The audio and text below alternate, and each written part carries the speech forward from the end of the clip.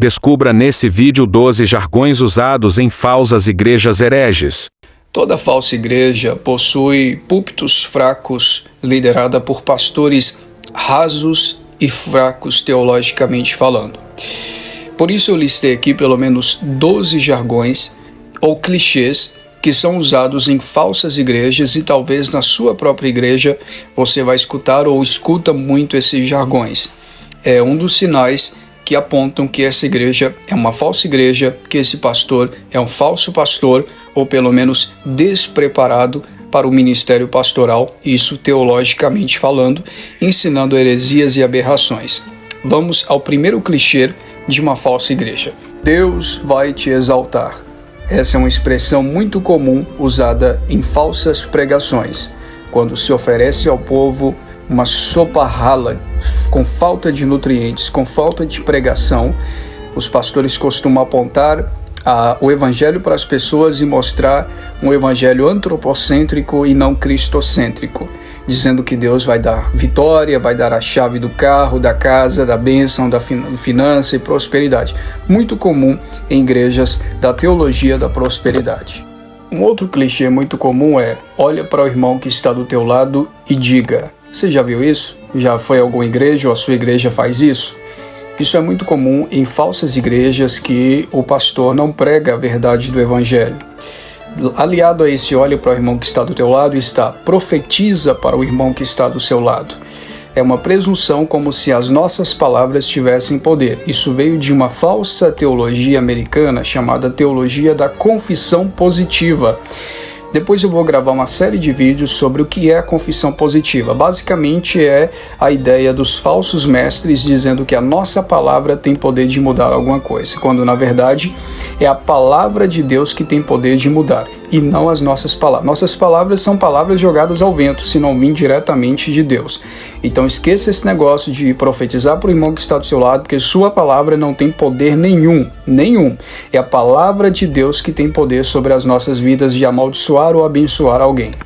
Tome posse da bênção, irmão. Você já viu isso ou você também faz isso? Confissão positiva. Nós não temos que tomar posse absolutamente de nada. Isso é uma falsa ideia de cristianismo. O que nós temos que fazer é pedir a Deus misericórdia e graça, porque é isso que nos é oferecido pelo Evangelho, pelas Escrituras.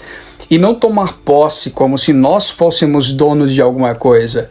É Deus que é dono de tudo. Então nós devemos confiar na providência de Deus e dizer: Senhor, tem misericórdia de mim. Apenas isso. E suplicar a bondade de Deus. E não querer tomar posse de algo que não é seu. Deus vai restituir tudo aquilo que você perdeu. No Evangelho, no Novo Testamento, nós não encontramos Jesus ensinando isso, Paulo ensinando isso, Pedro ensinando isso, João ensinando isso, Tiago ensinando isso, Judas, irmão de Jesus, ensinando isso. Não existe isso, de Deus restituir o que você perdeu. Isso é Antigo Testamento, fez parte da lei, da antiga aliança, não tem nada a ver para nós hoje. Se Deus for restituir tudo aquilo que nós perdemos, Ele vai nos mandar para o inferno. Porque o que é nosso é os nossos pecados. Então nossos pecados foram lançados sobre Cristo. Ele carregou sobre si as nossas iniquidades. Então se Ele restituir de novo, nós estamos perdidos, filho. O melhor de Deus ainda está por vir. Mentira! O melhor de Deus já veio e é Cristo Jesus. Essa tentativa de equalizar o Evangelho para o antropocentrismo e dizer que Deus vai abençoar, que Deus vai dar isso, que Deus vai dar aquilo, não é o Evangelho da graça. Nós já temos Cristo, que é o melhor de Deus em nossa vida. Determine ou decrete a vitória. Veja que quando Jesus estava no Getsêmani, ele ora ao Pai dizendo assim: Pai, se possível, passa de mim esse cálice. Ora, se Jesus, que é Jesus, orou ao Pai dizendo se possível, por que você acha que você pode determinar ou decretar alguma coisa? Nós não damos ordem a Deus ou dizemos o que Ele deve fazer ou não fazer. Nós apenas obedecemos a sua palavra e vivemos o seu evangelho. O outro jargão muito comum usado nessas igrejas, falsas igrejas neopentecostais e pentecostais é: você não nasceu para ser cauda, você nasceu para ser cabeça. O único cabeça que nós temos é Cristo Jesus. Ele é o nosso cabeça, Ele é o guia, Ele é o cabeça da igreja. Ele é aquele que nos direciona, ele é aquele que nós devemos nos prostrar e adorar. E não você sendo o cabeça.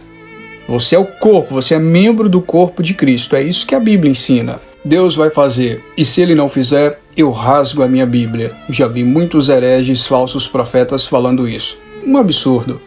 Uma outra também é: Deus vai te dar a vitória. Um absurdo terrível, porque no Evangelho nós não temos vitoriosos.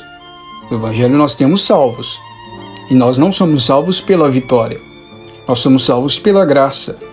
Vitória é quando você luta e conquista a sua vitória. Um jogador de futebol, ele teve vitória porque ele fez gol. Mas na graça do Evangelho, nós lutamos, só que a vitória, quem é vitorioso é Cristo. Nós lutamos e recebemos graça, porque Ele venceu em nosso lugar. A vitória é dele. A vitória é de Jesus, não é nossa. Nós somos salvos pela graça, e a palavra graça significa favor não merecido.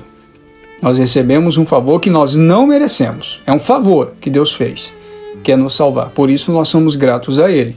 Hoje é o dia da quebra de maldição, ou a campanha de quebra de maldição. Para quem está em Cristo, não existe mais maldição.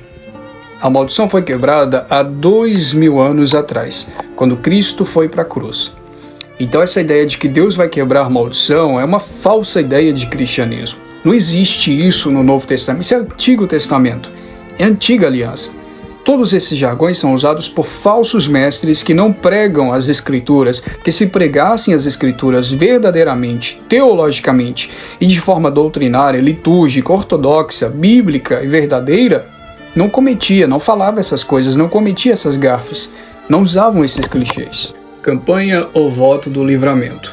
Como se para Deus te dar um livramento você precisasse fazer um voto. E, gente, é abjeto afirmar um negócio desse, é um absurdo um negócio desse. E por último, tem vários outros, poderia citar aqui diversos, mas listei apenas esses 12. Pisa na cabeça do diabo.